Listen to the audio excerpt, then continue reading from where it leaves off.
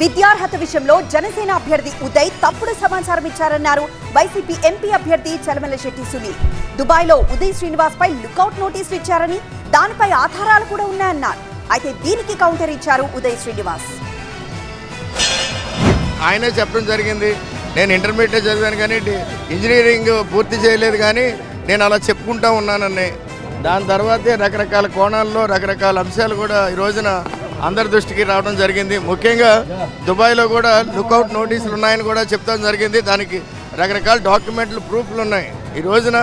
అది కూడా ఎందుకంటే నాకు తెలిసి కొందరు కోర్టులో కూడా అవి సబ్మిట్ చేసిన విధానాలు కూడా తెలుస్తూ ఉన్నాయి.